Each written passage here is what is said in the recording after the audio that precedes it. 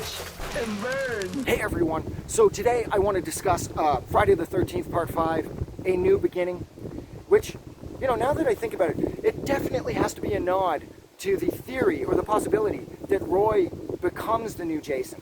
I know initially it was written as such that Tommy Jarvis was going to take up the machete and don the hockey mask and become the new Jason, but now that I think about it, A New Beginning, it still works because of the fan theory that suggests that Roy, the imposter Jason in this film, who's actually a paramedic, is Jason from this point forward, because once he's killed, he is actually the one that is buried, and he's the one that Tommy and his buddy dig up and then hit with the electricity when Tommy decides to stick him in the chest with that giant steel pole.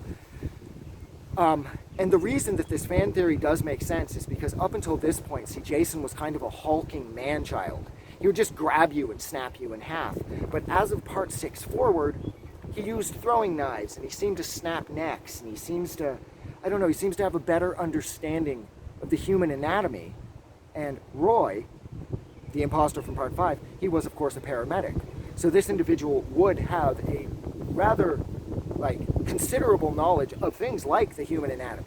And he would know how to hurt people.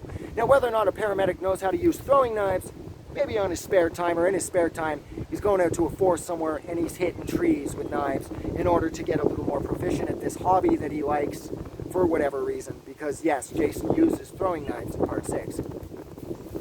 But I love this movie. It took me my whole life to be able to appreciate this movie, and that's the thing that I love most. It's growing up, I mean, I got into the Friday the 13th like everybody else. You see 1, you see 2, you see 3, you see 4, and you're like, fuck, this is never going to stop. 5 starts, and you're like, holy shit, this is so weird. Jason's got a new mask. It's got a different color on it. This is really cool. And then you discover it's not even fucking Jason. It's this guy named Roy who's pissed off that one of the psychos at that little, youth farm, that young offenders cottage camp thing, slaughtered his son. Brutally, might I add, with an axe. And he just sort of snaps as the result of this. And he dons the mask of the mighty Jason, and he goes in and starts slaughtering all the kids at this sort of wayward youth, sort of getaway, rehab facility place, whatever the fuck it was. I hated it. So did all my friends. And I know a ton of the fan base hated it too back then. Now, I have no idea how people feel today, but here it is all these years later, and I have completely changed my opinion on Roy.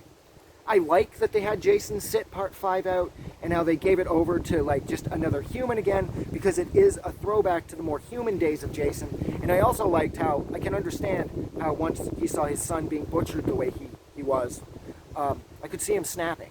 And I could see him using Jason, because Jason is famous around those parts. So naturally, he's a very easy go-to, and you get the convenience of wearing a mask, so nobody has any idea who you are. The only thing about this movie that I suppose it doesn't make much sense is Roy is a straight human. He's not even a sort of keeps waking up from being half dead Jason Voorhees. Roy is a dude, and yet he does portray sort of superhero, superhuman sort of feats of strength and whatnot throughout this. And it does seem to take a lot to take him down.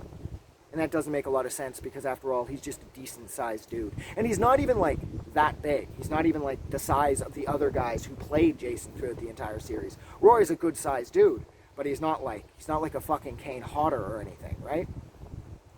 So, that was a little much, I suppose. But then again, what's the point in having a horror movie if the villain isn't hard to take down? If he is just a human and all you got to do is just hit him with a rifle from 1,000 yards out or something, the movie wouldn't be very much, right?